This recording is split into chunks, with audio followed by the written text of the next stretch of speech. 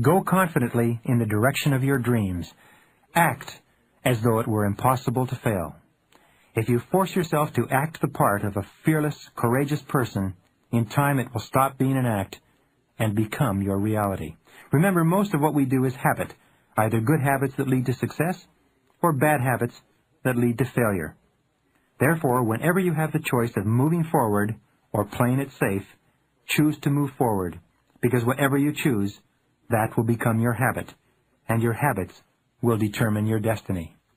The flip side of the coin of courage is the quality of persistence. The two are inseparable and develop simultaneously. Persistence is self-discipline in action. To persist in the face of adversity requires courage, character, and a deep, abiding faith in yourself and your ability to overcome. Just as you can never achieve more than you can believe yourself capable of, your capacity for faith grows as you practice sticking to it when the going gets rough, and your habits will determine your destiny. The flip side of the coin of courage is the quality of persistence.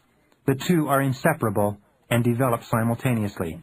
Persistence is self-discipline in action. To persist in the face of adversity requires courage, character, and a deep, abiding faith in yourself and your ability to overcome. Just as you can never achieve more than you can believe yourself capable of, your capacity for faith grows as you practice sticking to it when the going gets rough. You practice sticking to it when the going gets rough. Most of us start off in life with an overabundance of self-doubt, lacking self-confidence in many areas, maybe even with an inferiority complex. But what we have found is that if you persist, your belief in yourself actually increases, your self-esteem improves, and your self-confidence goes up. In fact, your willingness to persist, in spite of temporary setbacks and disappointments, is your true measure of your belief in yourself and in your ability to succeed. Every man or woman who has ever achieved anything worthwhile has had to endure the dark night of the soul, those agonizing periods when it seems that all is lost and there's no purpose in hanging on. However, they find that nature is a trickster, and you are often only one step from victory just when failure seems unavoidable. Do you remember the poem by an anonymous poet called "Don't Quit"? I'll read it to you in full. It says, "When things go wrong, as they sometimes will, when the road you're trudging seems all uphill, when funds are low and the debts are high, and you want to smile but you have to sigh, when care is pressing you down a bit, rest if you must, but don't you quit. Life is queer with its twists and turns, as every one of us sometimes learns, and many a failure turns about when he might have won had he stuck it out. Don't give up though the pace seems slow. You may succeed with another blow. Success is failure turned inside out, the silver tint of the clouds of doubt. And you never can tell how close you are. It may be near when it seems so far. So stick to the fight when you're hardest hit. It's when things seem worst that you must not quit. How close you are. It may be near when it seems so far. So stick to the fight when you're hardest hit.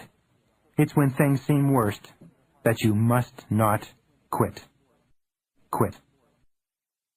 The real aim of life is to develop character and substance as a human being, to become a man or a woman for all seasons, a person of whom nature can be proud.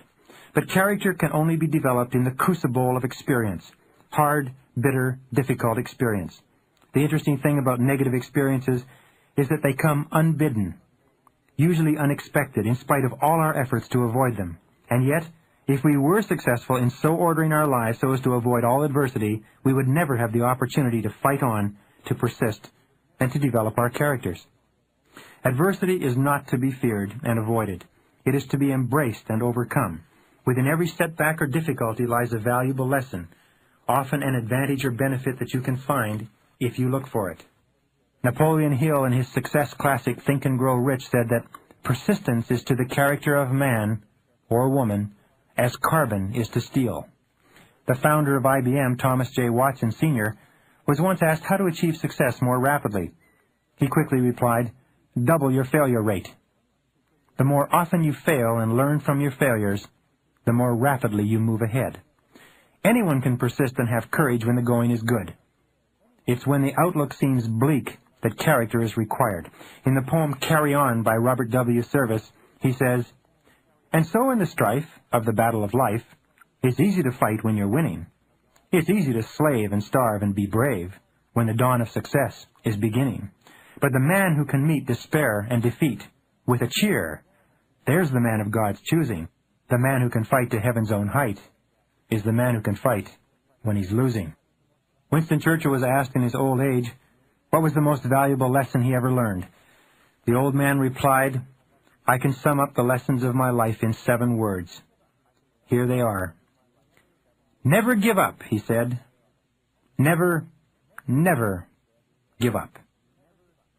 7 words. Never give up. Never, never give up.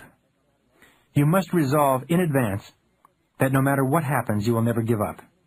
Take every setback as a spur to greater effort, as a challenge to bring out the best in you. Believe in yourself. Believe in your mission. Believe that you have been put on earth to make a difference, to do something important, and your struggles are part of the price you must pay to achieve personal greatness. Never consider the possibility of failure. Look upon temporary defeat as simply another way of learning how to succeed. If you have the willpower and determination to stay in there, nothing can stop you in the end. This is the true psychology of success, to do what you should do, when you should do it, whether you like it or not, and keep on doing it until you win through. In closing, here are the famous words of Calvin Coolidge on persistence. He wrote, "Nothing in the world can take the place of persistence. Talent will not. Nothing is more common than unsuccessful men with talent. Genius will not. Unrewarded genius is almost a proverb.